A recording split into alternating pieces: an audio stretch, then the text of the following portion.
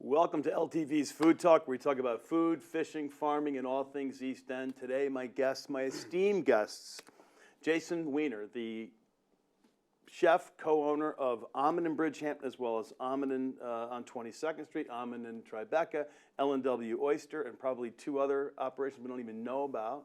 I don't know what you've heard, but it's but maybe yes, sure. Let's right? say yes. And Brian Halweil, who is the editor, founder of Edible East End, also operates Edible Brooklyn, Edible Manhattan, and there may be another Edible because we've talked about that. I'm so excited to have you guys here. Thank you for coming. Tell us about you brought a little something for us, and it looks like a great product. Well, I thought we were supposed to. I thought this was like show and tell, that we were all supposed to bring something. Like Jason's bringing his thing, and you're going to serve us coffee. So I brought Vervino because I had it lying around. This is like one of our house drinks.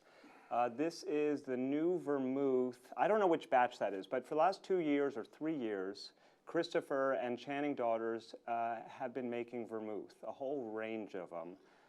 Jason, jump in whenever you want. Well, Chris Tracy, the guy's a maestro. He is, a true artisan, and he has access to a bunch of different products, local products that you wouldn't necessarily often find in wine, such as chamomile and beach plums and all kinds of stuff. He's done this before.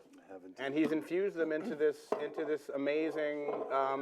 He calls it a Vervino. It's a vermouth of sorts. It's not a classic vermouth, but it makes a great martini. No, I like it better than classic vermouth. It's just ultra dry and pretty floral, and all the ingredients literally are within a few hundred miles and they're all of the pictured, winery. And they're all pictured here. He takes a picture himself of when it's in the batch, so you see it.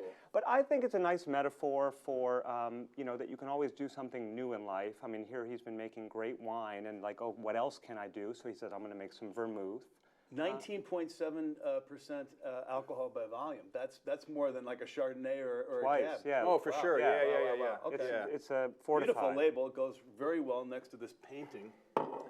It's almost it's almost a camouflage situation. But I think it's also right just like such a good example of what our area can produce. Right. It's not just potatoes and cauliflower. We know that anymore, but we can do virtually anything we want within our climate. Whatever people want to eat and grow and feed to each other. And I think that goes to the relationship that I've known Brian for a long time, but we're kind of both in the same business in a way. I mean, we're both sort of telling stories about great products.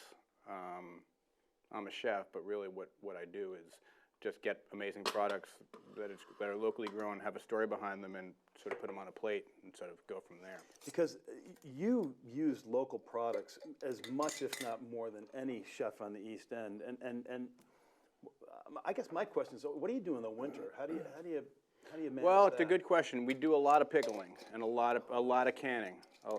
There's And spooning and snuggling in the winter, that happens too. Well, let's me and you. There's all those things. We do all those things to keep things kind of fresh and exciting. There's some role playing sometimes with me and you. You see, what you don't know about me and Brian is that we kind of, and he's stolen this line from me in the past, but he's kind of my Kissinger to my Nixon. So, we kind of, the other way around. Who's Kissinger? Well, that's the other thing. Again, there is role playing. Role playing. Like any relationship, you have to keep things interesting and fun and different. But what you do in the winter is a good question. It's become easier to answer that question. Like, think of Goodwater Farms. There's year-round agriculture out here like there hasn't been indoor. A lot more pickling, a lot more storage, people expanding it to things that you can grow into the winter, even outdoors. For sure. People weren't doing that 15 years ago. Merrily Foster has a hoop house. Quail Hill Farm have hoop houses. Some very big ones on the North Fork. For sure, yeah. So, honestly, this time of the year and going into the summer, I get about 90-some-odd% of my produce locally. In the winter, it's not quite that percentage, but still, again, there's a lot of brining, curing, smoking, hanging, all these ancient techniques, that were born of lack of refrigeration and needing to preserve the harvest. by happy accident, they actually make things taste amazing. So it's sort of And because you want more stuff. I mean, why drink just wine when you can also have vermouth, right? And mix it with some, you know. Well said. So now, Brian, you were a former senior fellow at World Watch, and you've written a book. Tell us about the book so that people understand, you know, the guts behind Edible East End. Well, that was my former life at World Watch when I lived in Washington, D.C. That was my first job out of college, and I worked for a think tank, an environmental think tank in D.C., the World Watch Institute, and that was very fun. It was a steep learning curve, just crunching numbers, cranking out reports on climate change and population growth and big global trends and testifying on the Hill. I actually testified, I don't think I've ever told you this story.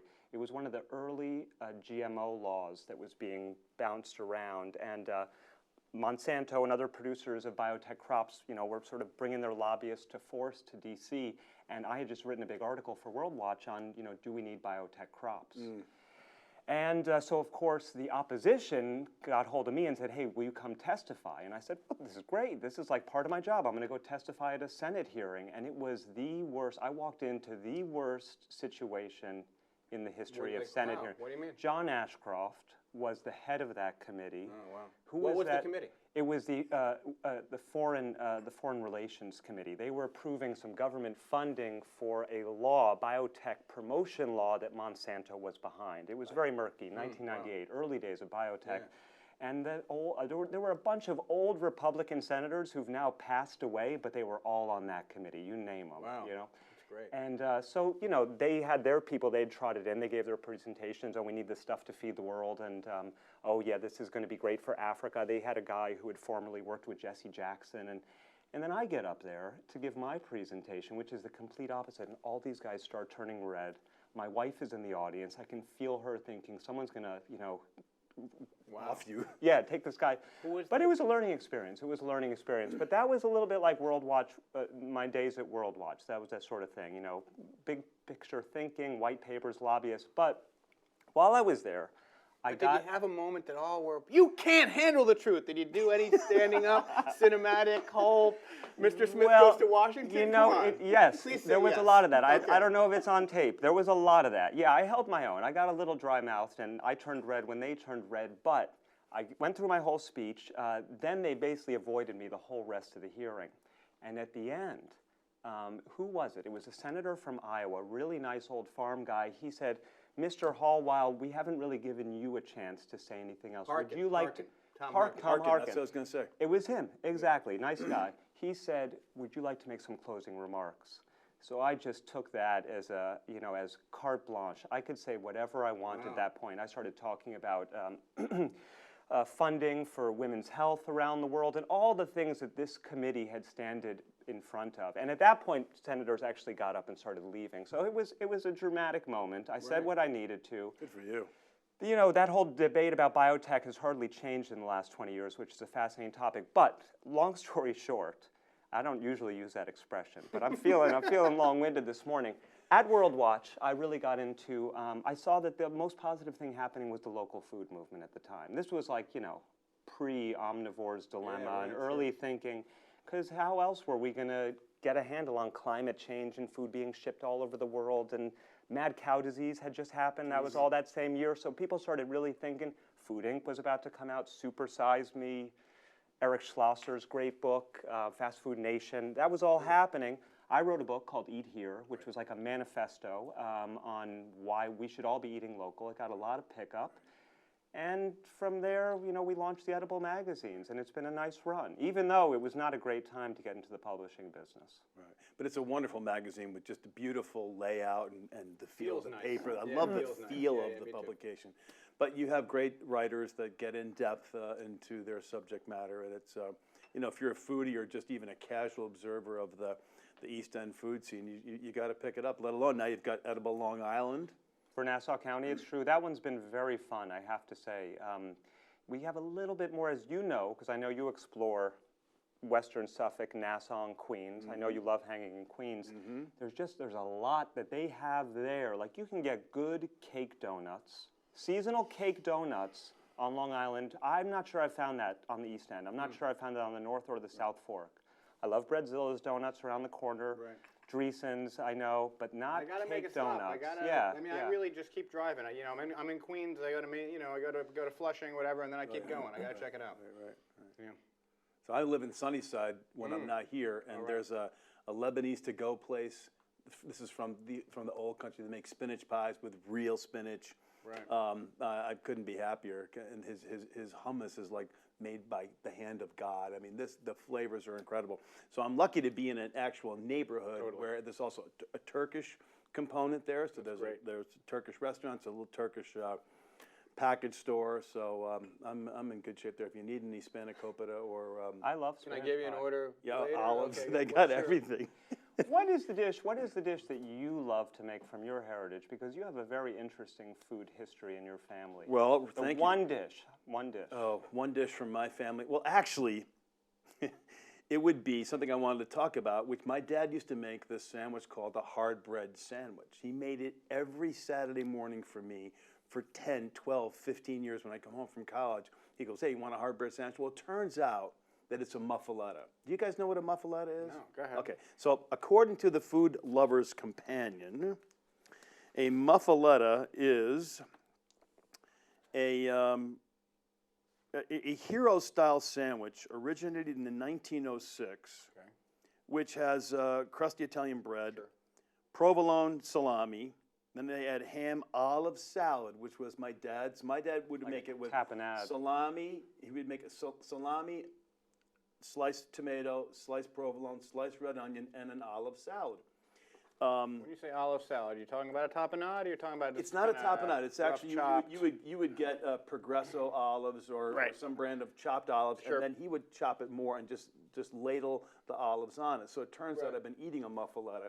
But one of the things we like to do in this show is just sort of demystify food terms. Sure. I don't know how you come up with a muffaletta from basically an Italian sandwich, but anyway, apparently I've been eating them all my life, and I got my son turned on to them. So that's probably my favorite dish. However, my dad made a mean tabbouleh, also something called salata. What are you? You're Greek? I'm Lebanese and Irish. Gotcha, okay. Very, very, very difficult to be Lebanese and Irish. It's not good. Now, what generation are you? I guess I'd be third because Right. both my parents were They met born here. in the States. And met here. They're both from Berlin, New Hampshire. Got it. And my uncle used to say that's God's country because nobody else wants it.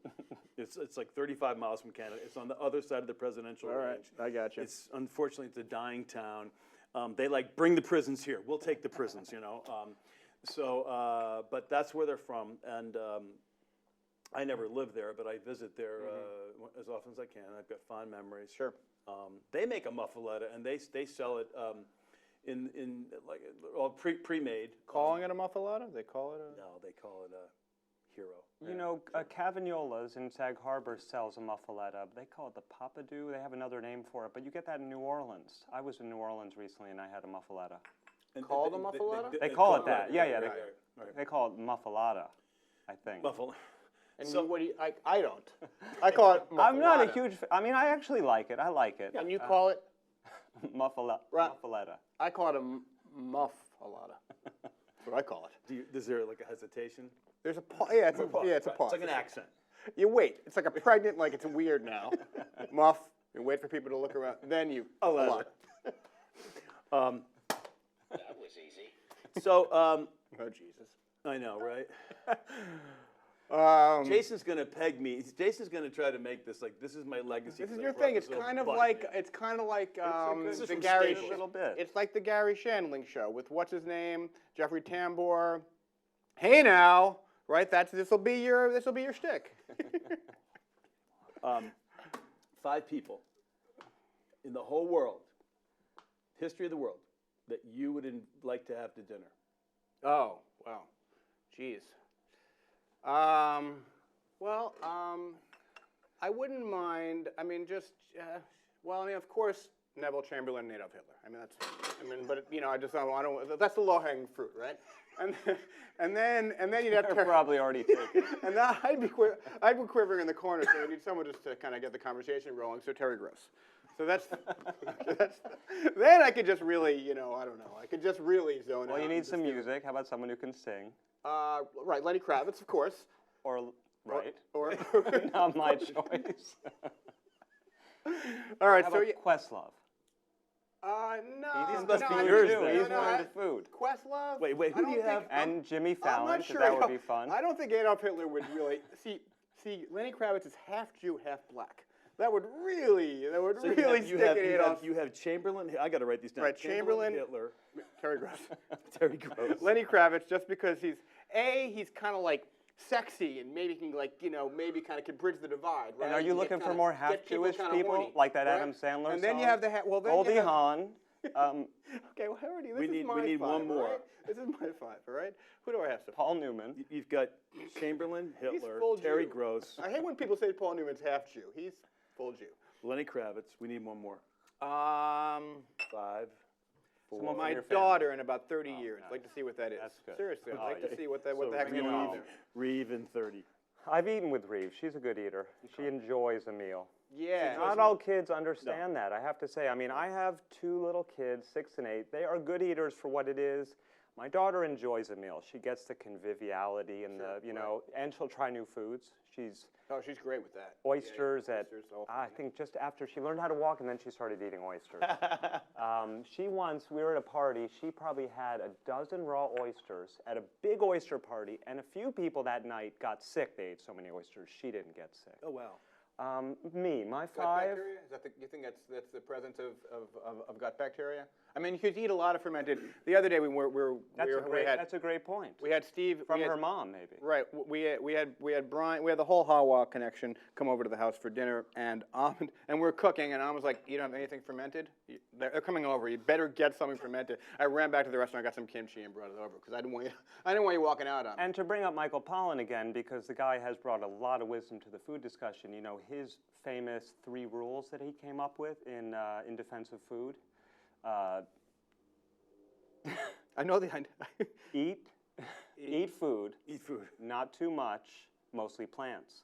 He has said if he added a 4th one today, if he was doing that today, he would say, and a little bit of fermented. Right. Oh, that's Because brilliant. he's gotten really into that too, and now there's all this thinking on the sort of the microbiome, which I've been told we're really just at the beginning of understanding. That's going to be wild, how it affects mental health and growth, and I could get a transplant from Jason. I could get some of his microbiome. I can give him. we can finally do if he's that? having a health problem, We can finally do that. yeah. Me and you? If you want to get like lustrous, greasy hair like mine, we can do that. Let's not talk about hair. Okay. Your 5 people. Any people in the whole history of the world, who would you invite to dinner? I would have to have my grandpa Pete was at the top of the list, and probably my grandpa Herb. My grandpa Pete was my last grandpa, and I knew him for a while. He loved a good meal. I mean, he would just, red and white table Italian. We'd go out, and he would just veal Milanese, tricolore salad. It was just like standard stuff. So he was good, and my grandpa Herb apparently was really into food, but I didn't know him because he died pretty early. Maybe I would just have my grandparents. My grandparents at this point. I haven't really, to see what their food habits were like. Because when I hear my grandpa Herb was really into food, it starts to explain stuff. I was at a funeral recently, and my cousin Pam in the Bronx, who's a sex expert, she's a sexologist, high up in the sex therapy community. It's too easy. She said, you did not know your grandpa Herb. He was so into throwing a party. And he would show up at a house with a bunch of bagels and lox and that sort of thing. And he just loved doing it. He didn't have a lot of dough, but he'd spend it on entertaining other people. And I guess I maybe got a little bit of stuff from him. I have memories of going to Sammy's Romanian with my grandpa and him just doing damage. Veal cutlets. I mean, the whole thing. He was just he was a big guy, big personality. And he was another, he was the kind of guy who, old school, eating fish eyeballs and cheeks and just give me the whole fish and eating the whole, you down to it's kind of like a cartoon, down to the little bone when he's done, that type of thing. Well, speaking of food, you brought something to prepare for us. I did. Yeah. Should we? Do you It's want in the Heineken fridge. Shall we? Okay. Let's do it. Yeah. Well, what I did was, ramps are around right now. They're not totally local. These are coming from upstate. but still local enough. That's our And closest ramps. Everyone says, can we get ramps around here? We can't get ramps around For here. some reason, we can't. Yeah. There We got to ramps work on that. We got to work on that. Well, There's no ramps reason that are we- ramps are foraged. They're not cultivated. You can't cultivate them for whatever reason. They've tried. So the season is short, and it's one of these things you kind of like this time of the year we're getting 10, 20. I got a guy Max, the ramp guy, who's super shady. Yeah, this is ramp pesto, and then I have some pickled ramps here again. So Oh these my God, that preservation- looks so good. Yeah, so anyway, I have this guy Max who texts me every once in a while. Dude, I'm coming down. I'll be there in an hour, like into the city. I'll be there in an hour. I can't stay long. I have the ramps. I don't know exactly what his trip is, but What else so does this he time of have? the year, What else does he have in his bag? as far as I know, as far as I know, ramps. But so what we're doing here, these are our friend Marilee Foster, a good friend of mine and Brian's. She grows a lot of things, and one of those things she does is potatoes. She's actually from a potato growing family out here. So we've confit these potatoes, and now I'm just kind of gonna just take the chill off them, basically. Do you confit them in sous vide style, in sous vide? How do you confit them? Often, not specifically with these. We have a 5-gallon bucket of chicken fat in the walk-in, and we literally we cook them. We submerge them in chicken fat and cook them that way. That's not the one I soak my feet in. So anyway, so these are. So now I'm going to take some of just a little bit of this ramp pesto, which is basically the ramp tops that are pureed with some of the things that you might often find with pesto, and just go right there.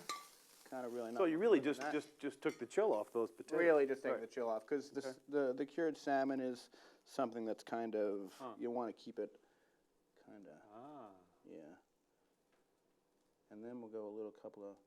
So it's sort of like a ramps 2 ways with house cured salmon. This is Atlantic salmon. I'm sorry, this is Alaskan salmon that we've.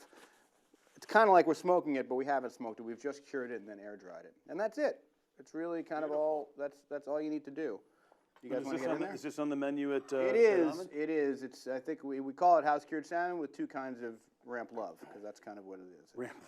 It's kind of lovely. Get in there. Don't make me eat by myself, guys. Come on. You said that Jason is among the chefs who, buys local out here. I mean, I think that a lot of chefs have gotten on that bandwagon because it's just so smart and wise now. But Jason, I would say, and I know I have a conflict of interest because I'm a friend, but his menu is so ever-changing because he's so open to new things, and that's not so easy for a business or a chef, I have to say. Thanks for the kind words, but the truth is it's actually so much easier to do it when you get a list of people, and people are texting you in the morning, this is what I have, this is what I have, this is what I can, this is what, and that's what I have in front of me. I'm not dealing with an infinite list of items from all over the world. I'm only getting the things that I can get, and then I just put them together and put them on a plate. So it's actually, in a lot of ways, it makes life easier when you know what you're getting, you know where you're getting it from, you can believe in it, you know the people that are selling it to you, they have their own story, you know what that story is. So it's actually. There's a willingness too, because not everyone would do it. There's a willingness, and you have good connections. Yeah, that helps. that's my thing. I mean, I'm not like I'm not a super creative chef. I just kind of, I surround myself with people who know how to cook, and I surround myself with some people who have good food to sell me. So I just got a basic question that perhaps some of our viewers might want to know. How do you handle running 4 kitchens? Yeah, well, that cloning technology is a little bit further ahead than you thought. So I'm not me right now. I mean, do you? I'm not even here. Do you get to every restaurant? No, we have a pretty good crew. Yeah, so I try to. I mean, during the summer I'm here more than I usually would be, but yeah, I try to just hit every place. And the place out here in Bridgehampton is sort of the baby. We're celebrating our 15th anniversary this year.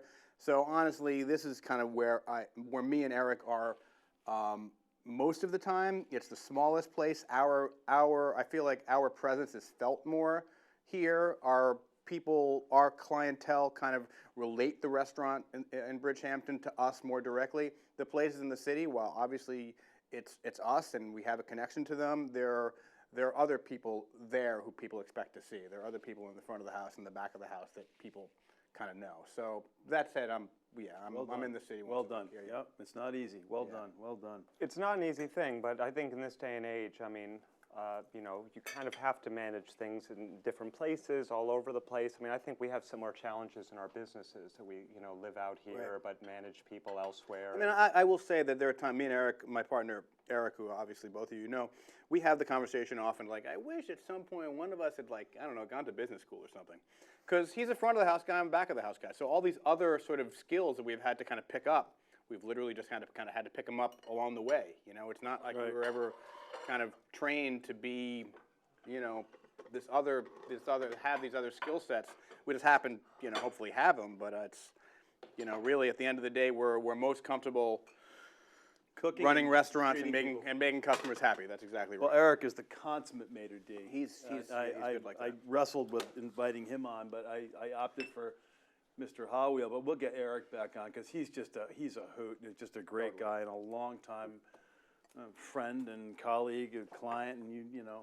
But you guys learned it through the School of Hard Knocks, like I did too. I didn't go to business school. I mean, you're saying what every small business owner in the world has to do is, learn how to run a business and have a business. And I know we were talking before off the air about the biggest mistake you've made, what you've learned from. So many. I mean, it's endless. At this stage in life, I feel like there's so many things I look back on and said, oh, I could have done it differently. But I try not to have regrets. That's not a very productive thing. But as I said, we launched Edible East End in 2005. That was our first magazine. And then we launched Brooklyn. We expanded. And the media business has gone through some serious changes in the last few years. And a couple years ago, I really was overwhelmed by fear that, we were on this wrong path. We weren't keeping up with the digital transition.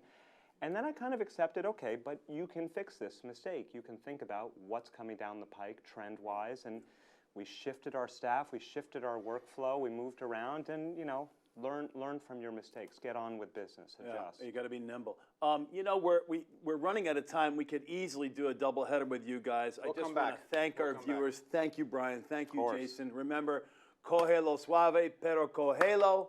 Take it easy, but take it. Thanks so much, guys. Thank you. What a